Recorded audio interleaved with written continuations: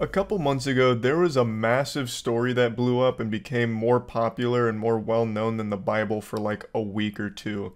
It was a police cheating scandal where a woman was accused of cheating on her husband with multiple officers on the force, and they were going hog wild at like the headquarters while on duty, at the gym, also having girls gone wild style hot tub parties or something.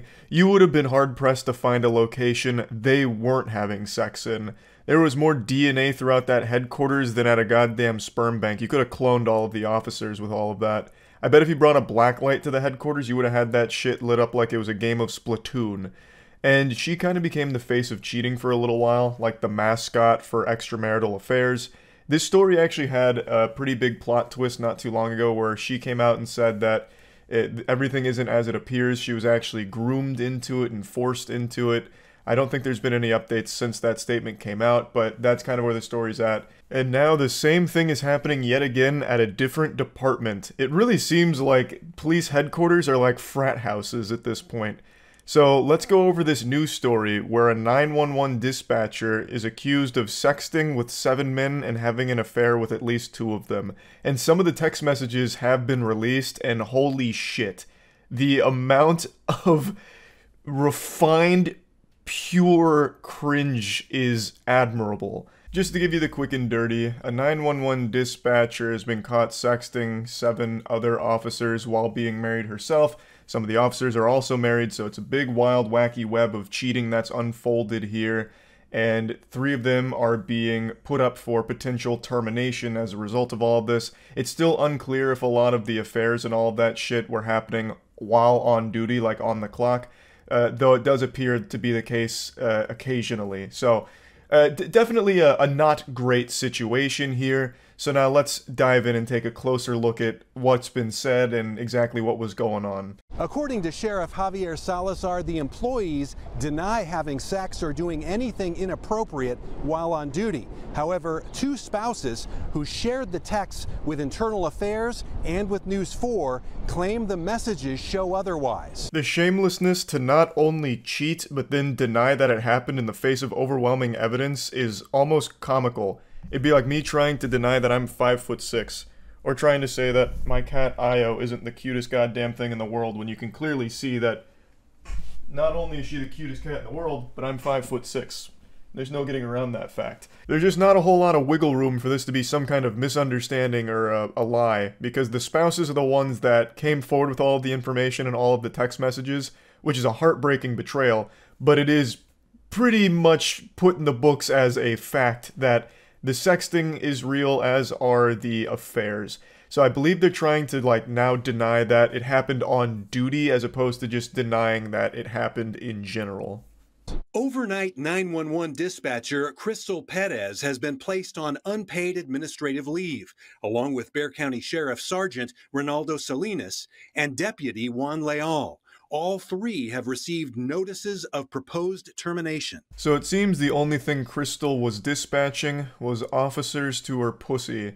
She was reporting a vaginal emergency, and luckily the boys in blue knew exactly how to solve this problem. With penis. Fucking heroes. Now, she was sexting with about 5 other officers, but these 2 are the ones that are kind of in the hot seat at the moment because they believe the behavior was so egregious that they need to take disciplinary action against those 2, as well as, of course, Crystal herself. Many of the texts are too explicit for us to share. But just explicit enough for me to share. I like that. That's how you make me feel. Not sure how it is for you. I feel so hot and sexy when I'm in you. Also kind of blundered the spelling on you there, because I'm pretty sure he's typing with one hand. Fuck yeah, you do. I can feel it. All of it. And I love it. I understand that it's always laughable looking at someone's sexting. It's one of those things that is always going to be just fucking goofy. But this feels like a whole nother level of embarrassing. Like, just the way that it starts there. I feel so hot and sexy when I'm in you. Brother, what kind of emotional Twilight level shit is that? What? When I'm inside your warm crevice, I feel like such a man. Like, I almost expected him to start, like, trauma dumping right after that, like, Prior to your moist hole, the only thing that I would get inside was the couch cushions, and you fill me with so much more purpose down there. And then her response is just as fucking silly. I can feel it. All of it. Yeah, I hope so. I fucking hope so. I hope you're not just numb, and I hope my cock isn't so goddamn skinny and small that you wouldn't even know it's there. Yeah, I fucking hope you would be able to feel it. We need another hotel day. Yes, with like 1,000 exclamation points. Non-stop for as long as possible. When do you go back to nights? Friday. So they're looking at non-stopping on this one. This is gonna be non-stop nutting on a hotel day, I guess. So that way they could both feel so hot and sexy. Of course, I can't wait for more time to open up so I can fill us in. More like have them fill you in. Am I right, Crystal? Yes, baby. I can't wait. And then I can lay on you and kiss you all over. Like, all over? Caps lock? Duh. It actually seems like I'm reading some kind of high school fanfic. Like, this is so bad. This is a 38-year-old woman or something like that, and the other officers aren't much younger, and they're texting like this. Yeah, I was almost expecting the next set of messages to start with, Crystal, I like you. And then she'd be like, alright, I'm booking a hotel so you can fuck me silly. That was so romantic. I can't wait for us to be naked and us caressing each other, then kissing each other all over. Caps lock again. He's just really blown away with the all over statement. Like his mind has gone fucking blank. He's like a cartoon character. His like eyes have popped out of his head going, awooga. And then she says, fuck yes.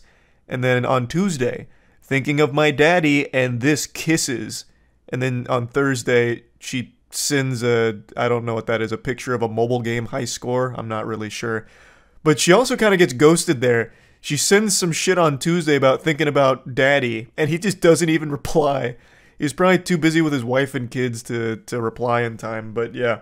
I can't wait for us to be naked and us caressing each other and then kissing each other all over. Perez, expletive, yes. She just loved my life, and it was very distraught, heartbreaking. I was in disbelief. I really feel horrible for her husband as well as the other spouses of the officers involved. That's just the ultimate betrayal. That shit absolutely fucking sucks. And he's having a very normal reaction to it, heartbreak, talking about how difficult this whole situation has been. So he learned from the text messages that his wife is not only a cheater but also cringe. And there's really no fixing this kind of situation for a marriage, so I imagine a divorce is on its way. The dispatcher's husband, Giancarlo Perez, discovered texts between his wife and 6 sheriff's deputies, plus a City of Converse police officer. In December, he gave them to Internal Affairs, and an investigation was opened. They use emojis to reference body parts, and they would talk about, kissing. I miss your lips. My lips miss you. What the fuck? Like, all of these officers just keep saying, like they're talking to fucking Minecraft villagers or something. Like, what the fuck is going on here? Like, this isn't even like sexting anymore. This is like actually AI trying to flirt with other AI. I don't understand. Making out and all these, like I said, just sexual connections. But during the week, I'm gonna be checked to see if I can meet you for a smooches. Like, daily going to check. So if there is a day no good, better to say something now. You remember those Facebook posts from people, like, horny posting on Facebook, like, bitch lasagna, pussy make cock go woohoo, like that kind of shit?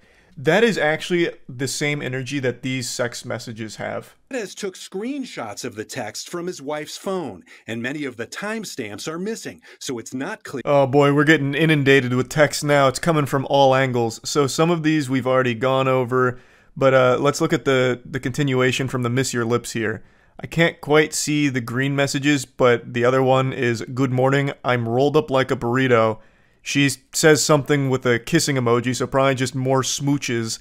And he once again says, Jesus fucking Christ, she's communicating with a man who's undergone a lobotomy. Underneath that, the next set of messages, again, I can't really read the green ones, But the message says, I know. I need that grown woman love. And then I can read this one. She says, oh, I want to give it to you. And then kissing emoji again, I guess. So then we go off to the right here. I want you lips, smooch, in my face. And he says, I am the hunted. Feel like the main actor in one of those Predator movies. What is happening? This isn't sexting. What is going on? I need that grown woman love. What? And then the out of fucking nowhere starts getting her with a Shakespearean monologue. I am the hunted. Feel like the main character in one of those Predator movies in response to her talking about giving him kisses. What is going on? I am the hunted. I am the night. I am the shadow within the shadow. You can't find me. I am Gotham's protector. It's dark night. If the texters were on duty. But in one thread on a Friday night at 10:20 p.m., Sergeant Salinas tells dispatcher Perez, I get off at midnight. Came in early. Very hard for me to read. It really does seem like some of this cheating happened while they were on duty, which is of course a big no-no, and what had led to a lot of the officers being fired in the last police cheating scandal. Like, the cheating is bad, and it's made even worse when they're supposed to be working and on the job. I can imagine. Jessica Jarvis is now divorcing a fourth sheriff's employee who is being disciplined. Investigator Jason Jarvis received a proposed suspension of 30 days. These are people that are supposed to be protecting us, supposed to be serving, and making sure the community is safe. To be fair, these officers still were serving up a cock meat sandwich right to Crystal's mouth, giving her that hot dog with extra wiener on it. Now, being completely honest, I really am wishing her the best with this divorce. Divorce is absolutely the right call. I know it's not going to be easy or anything, but she is making the right decision. While details of the investigation remain secret, it does not appear anyone broke the law, but those disciplined allegedly violated sheriff's office policies. Certainly the case is being taken seriously, and quite frankly, I believe it's quite possible that some people are going to lose their career as a result of this. So while no laws were broken, this is still very heavily frowned upon. Not just at, like, police work, but any work. Fucking on the job is always going to usually lead to a termination or, at the very least, some kind of disciplinary action like, hey, maybe don't do that. So that's not surprising to hear at all. I'm gonna keep my eyes on this story to see how it all develops. And yeah, that's really about it. So yeah.